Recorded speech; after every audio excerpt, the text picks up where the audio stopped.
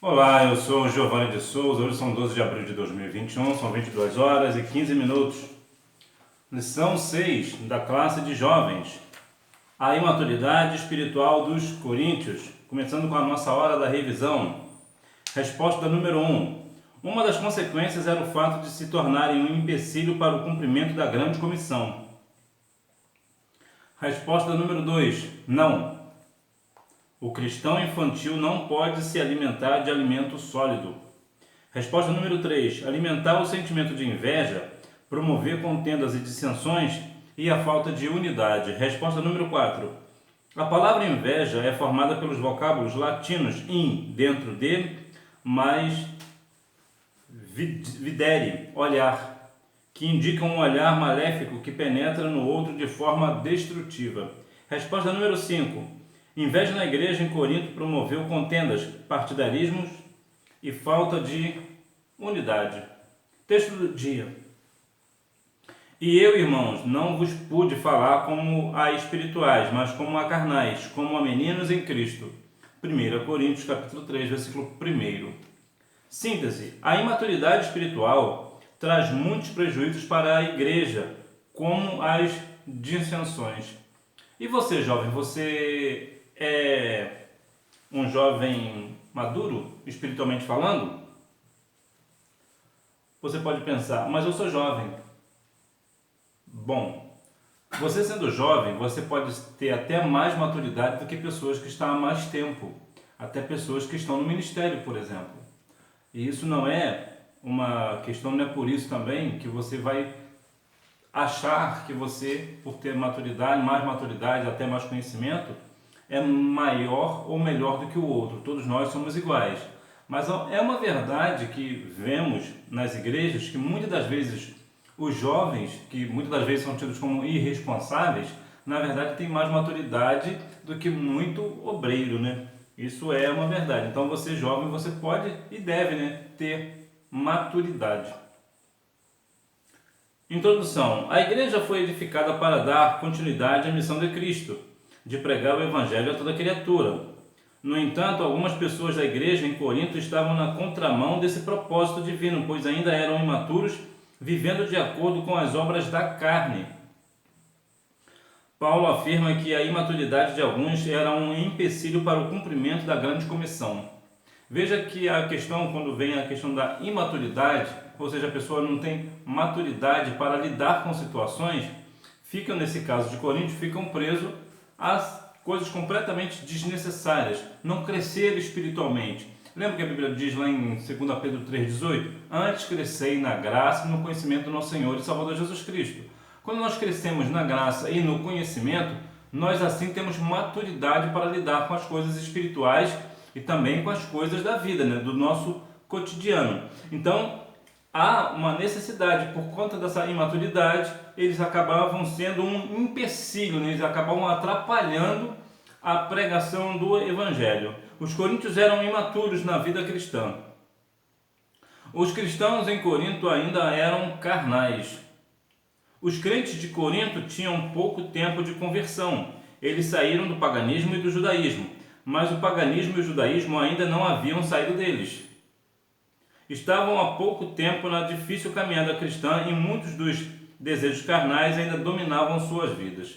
Nós não devemos ser escravos dos nossos desejos, né, das nossas concupiscências.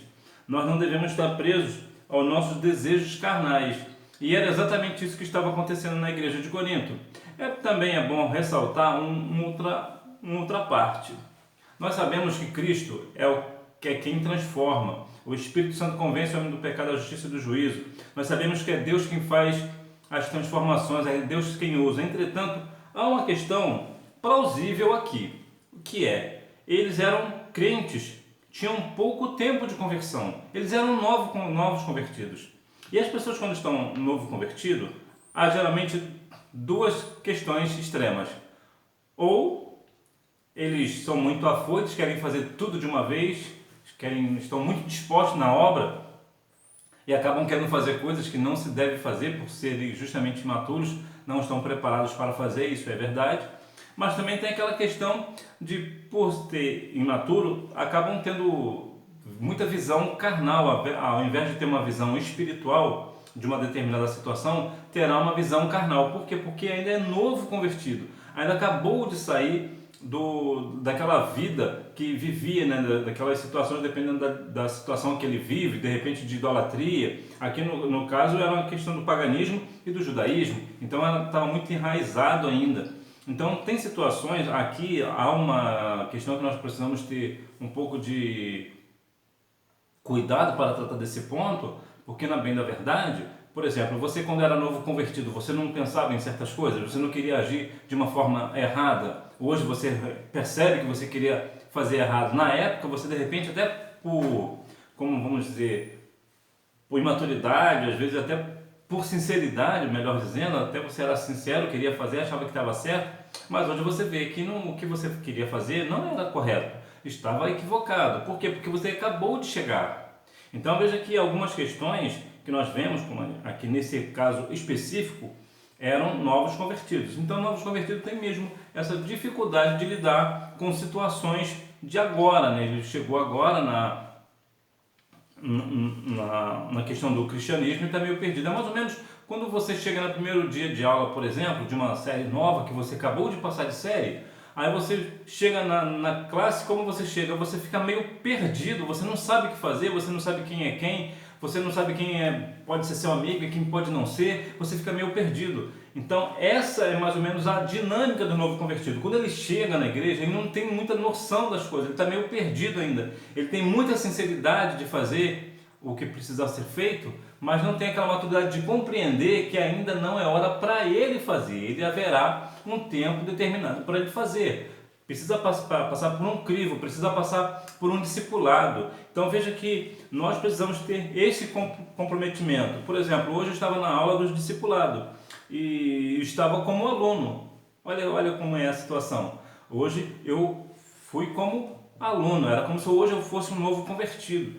E como eu aprendi hoje na aula do discipulado. Então veja que nós crescemos na graça e no conhecimento. Nós não sabemos tudo, nós somos sempre aprendizes da palavra do Senhor. E por isso nós estamos aqui, e eu agradeço a você que deixa os seus comentários, que você faz pergunta, e claro, eu, na medida do possível, vou te responder. Então nós sabemos que você também pode comentar e falar, ó, eu discordo disso porque nesse ponto você está errado. Eu estou aqui, eu sou servo do Senhor, então eu tenho a humildade de reconhecer quando eu estou errado, desde que, claro, você me dá um pensamento bíblico, um versículo bíblico. Eu preciso de uma base bíblica e não de achismos. Então veja que é o que a palavra nos traz. Então vemos que aqui nessa questão específica de Coríntios nós precisamos ter um pouco de cuidado, porque o novo convertido realmente tem esses dois pontos. Eles são muito elétricos, querem fazer muito, mas se esquecem de que ainda por não terem maturidade, ainda não é o tempo de fazer certas coisas. Os coríntios são chamados de crianças espirituais.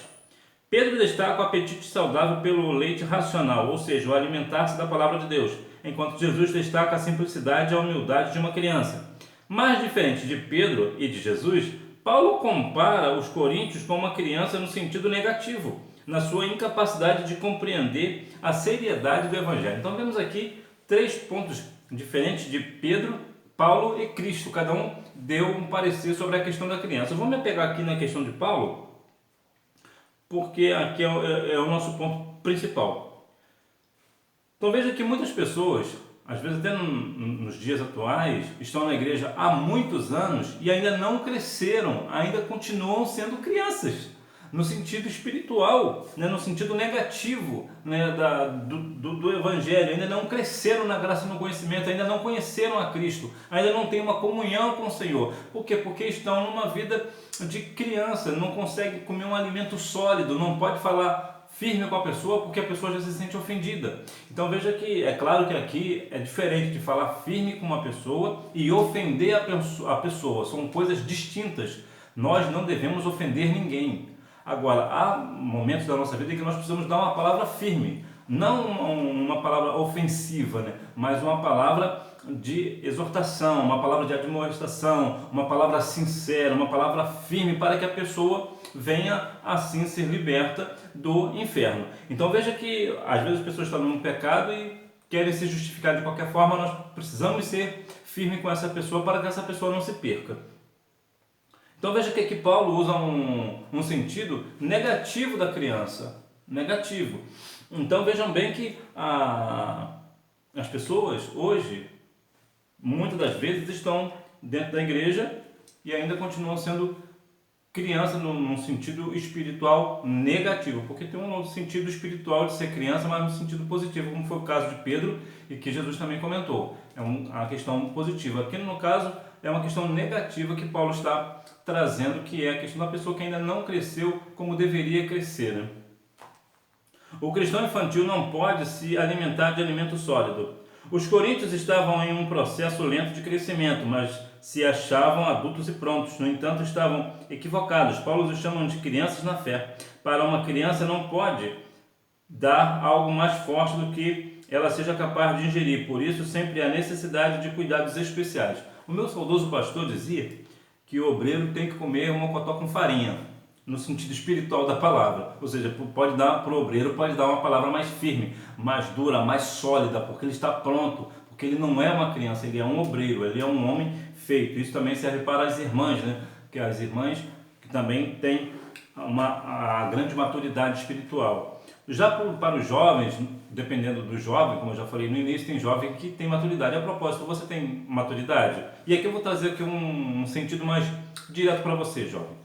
Quando você faz algo errado, algo reprovável, e quando o seu pastor, o dirigente da sua congregação, ou a irmã do círculo de oração, ou a regente da mocidade, ou o líder da mocidade, ou uma pessoa que tenha uma certa autoridade espiritual sobre a sua vida, vai te corrigir, te chama à parte, inclusive é bom para você que porventura você é líder ou é pastor, é sempre bom falar certas coisas à parte, não precisa das pessoas saberem de tudo, né? Quando vai corrigir alguém, é bom que corrija à parte, né? Se insistir no erro, aí sim há aquelas questões de chamar duas testemunhas e conforme for, se ainda assim a pessoa não receber a correção, aí sim leva à igreja. Mas quando você é corrigido, você aceita a correção quando você está errado ou você quer brigar pelos seus direitos? Bom, deixa eu te falar algo com sinceridade. Se você briga pelos seus direitos quando você está errado duas vezes. Você precisa ter a simplicidade, a humildade de aceitar a correção. Porque quando um obreiro, né, uma pessoa maior do que nós, vem nos corrigir e nós vemos que nós estamos errados, na verdade nós precisamos compreender que aquela pessoa está nos corrigindo, que ela quer o nosso melhor, ela quer que nós venhamos crescer, que nós venhamos nos corrigir para não tornar um erro, um pecado e depois pagar pela consequência desse pecado. Então, quando alguém vem corrigir você dentro da palavra, com mansidão, com respeito e com amor, você precisa ter maturidade e aceitar aceitar essa correção como uma forma de amor. O que pode nos impedir de crescer na fé? Alimentar o sentimento de inveja. Uma das principais paixões humanas que os crentes imaturos e carnais não conseguem controlar é a inveja. A inveja produz contendas e dissensões na igreja. Infelizmente, esse sentimento predominava entre os membros da igreja em Coríntios. A inveja é uma paixão humana, obra da carne, que interfere no julgamento do indivíduo, causando-lhe um peso diante de sucesso dos outros. O que é inveja no sentido geral, para ficar claro? Inveja é a tristeza que alguém sente quando vê uma pessoa ser feliz, por exemplo, quando sente uma pessoa prosperar. Então isso é inveja, ou seja, é a tristeza causada pelo crescimento dos outros. E isso em todas as esferas, né? Em todas as situações. Então isso é inveja. Então nós cristãos, nós não devemos ter esse sentimento de inveja no nosso coração. E se porventura isso acontece com você, ore ao Senhor, peça a Deus que repreenda isso da sua vida, porque isso não é de Deus. E isso, na verdade, não é de Deus. Então nós venhamos ter assim, para não crescer, não nos impedir em crescer na fé. Porque a pessoa que tem inveja do outro acaba não crescendo na fé. Porque vê outra pessoa crescer e fica triste? Não.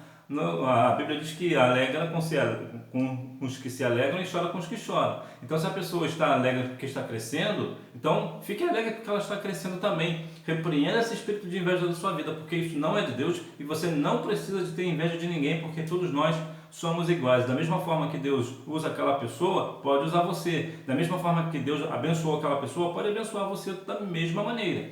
E às vezes até mais, dependendo da situação. Então, não pense que você não tem nenhum valor, que esse negócio de eu tenho inveja disso. Não, repreenda isso, que você não nasceu para ser ter inveja de ninguém. Imagina mais de nós, né, um dos outros, né? Isso não deve ser assim. Promover contendas e dissensões. Nem sempre as contendas e dissensões são geradas pela inveja, podem ser suscitadas também pela ambição, desejo de prestígio, soberba, dentre outros desejos, todos presentes na igreja de Corinto.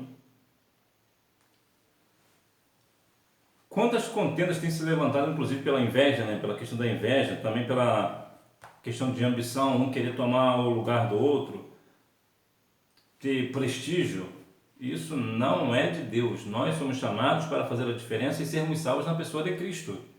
Veja que nós precisamos a cada dia tirar essa questão de dissensão. Esse negócio de contenda não é para o nosso meio. A Bíblia diz em Salmo 133:1 que com bom e com suave é que os irmãos vivam em união. Então nós precisamos viver em união e não com inveja ou dissensões, querendo tomar o lugar alheio. Não, se Deus não te chamou, por exemplo, para ser pastor, ou se Deus te chamou para ser pastor e você ainda não o é, aguarde que vai chegar a sua vez. Se você não foi chamado para ser pastor, não adianta você se intitular pastor, porque tem pastor chamado e chamado de pastor. Então você vai ser só mais uma pessoa que vai brigar por isso e por aquilo e, consequentemente, corre um risco enorme de perder a sua salvação.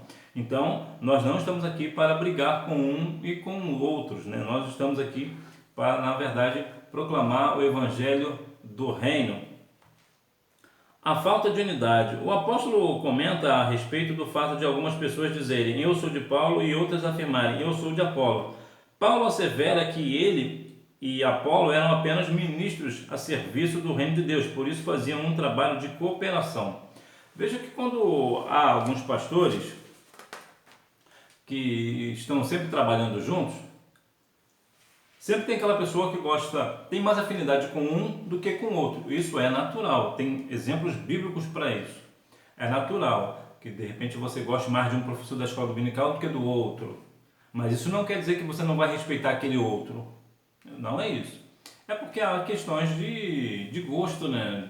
De afinidade, né? Então veja que há uma diferença, mas não é por isso que porque você gosta mais de um professor da escola dominical, por exemplo, ou mais de um pastor do que do outro, né? Ou, não é nem gostar, né? Ter mais afinidade, né? O correto é afinidade. Não é por isso que você vai dizer que você é dele. Não, você é de Jesus. Foi o Senhor Jesus que morreu na cruz do Calvário pela sua vida. Os pastores são apenas ministros de serviço para nós. Eles apenas não, né? Na verdade, são grandes prestígios, na verdade. Eles nos alimentam com a palavra do Senhor. Eles se preparam, oram, jejuam, fazem o trabalho para nos trazer uma palavra da parte do Senhor. Então veja que não tem isso é uma falta de unidade. Nós não devemos ter essa falta de unidade. Nós precisamos ser unidos. Todos trabalhando no mesmo propósito, de servir uns aos outros. Então, esse é o nosso propósito, que todos nós venhamos, claro, ser salvos na pessoa de Jesus Cristo, e que, claro, todos nós venhamos ter sempre unidos. O perigo da estagnação na fé. Substituir o verdadeiro fundamento imobiliza a fé. Paulo usa a figura do fundamento de um edifício para mostrar a importância de estarmos edificados sobre a rocha eterna. Se o fundamento não for bom e sólido, acaba com comprometer toda a construção. Bem, tu já observou? Na sua cidade deve ter alguns edifícios enormes aí. Tu já pensou em tirar o fundamento desse edifício? Como é que você vai conseguir colocar outro fundamento lá? Não dá, o edifício vai cair. Você não consegue tirar a base do edifício sem com que ele caia. Assim também é o Evangelho de Cristo. A base nossa já está posta, que é Cristo. Lembra que Jesus falou em Mateus 16:18? Te digo que tu as pedras, sobre esta pedra edificarei a minha igreja, e as portas do inferno não prevalecerão contra ela. Ou seja, em qual rocha Jesus estava falando? Jesus estava falando dele, da afirmação que Pedro disse, que Jesus era o Cristo. Então veja que o fundamento já está posto. Então não há como tirar esse fundamento. E qual é o fundamento? O fundamento é Cristo, a rocha eterna. Nós estamos firmados nesta rocha e nós precisamos, se porventura alguém não está nessa rocha, precisa estar nessa rocha firme, inabalável, eterna, né? Esta é a nossa base, né, para o nosso evangelho. Então não há como substituir esta base da nossa fé. Nós cremos em Cristo. Ignorar o juízo divino pode comprometer a vida eterna com Deus. Paulo adverte aos crentes de que todas as pessoas terão que prestar contas de suas obras diante de Deus. Provavelmente ele traz a lembrança desse dia porque os coríntios viviam como se esse dia não existisse. Eles estavam ignorando o julgamento divino. Paulo declara que quem realiza a obra de Deus de forma fraudulenta não ficará para sempre encoberto. Quantas pessoas hoje já perderam essa esperança da volta de Jesus? E a questão também do juízo eterno. As pessoas parecem que estão esperando Jesus somente, ou o Evangelho, né, somente para esta vida, aqui na Terra. Veja que nós precisamos a cada dia mais nos firmar na palavra e nas nossas obras, na nossa fé, porque nós teremos que prestar contas a Deus dessas obras. Aquilo que fazemos é aquilo que deixamos de fazer quando nós podemos fazer. E também por aquilo que nós não fazemos, por aquilo que nós fazemos quando na verdade nós não deveríamos. Então, tudo isso Deus trará a juízo, como a Bíblia diz. Você pode fazer todas as coisas, mas sabe que de todas essas coisas te trará Deus a juízo. Está lá no livro de Eclesiastes. Então, veja que nós precisamos compreender que sim, Jesus voltará, ele virá buscar a sua igreja. E nós, naquele grande dia também, nós estaremos diante do Senhor. Para quê? Para prestar contas a Deus de todas essas coisas. Olha o que a Bíblia diz lá em Eclesiastes 12:14. Porque Deus há de trazer a juízo toda obra, inclusive tudo que está encoberto, quer seja bom, quer seja mal. Então veja que Deus vai trazer tudo a juízo. Então nós iremos prestar contas ao Senhor. Então como está a minha vida, como está a sua vida diante de Deus? Nós precisamos nos questionar a respeito disso e ter a convicção que a nossa salvação está guardada em Cristo e que nós devemos, com a nossa fé também, ter as nossas obras. Como diz Tiago 2,14, a fé sem obra ela é morta. Mas lembrando que ninguém também é salvo pela obra, né? Também isso é bom deixar claro, Efésios 2, 8 e 9, né? Também é bom deixar isso claro. O perigo de se gloriar na sabedoria humana. Os coríntios tinham aparência de piedade, mas eram guiados pelo elevado conceito que possuíam acerca de si mesmos. Paulo os adverte para não serem sábios aos próprios olhos, pois Deus apanha os sábios em sua própria astúcia. O problema aqui não é a capacidade intelectual e cultura, mas em usá-los para sobrepor o próximo. Não há nenhum problema em você ser sábio, inclusive é bom que você seja. Se uma pessoa intelectual, inteligente, não há problema nenhum nisso, não é pecado. Entretanto, a questão aqui é sobrepor o próximo, ou seja, talvez você nem... Deixa eu deixar uma coisa clara aqui.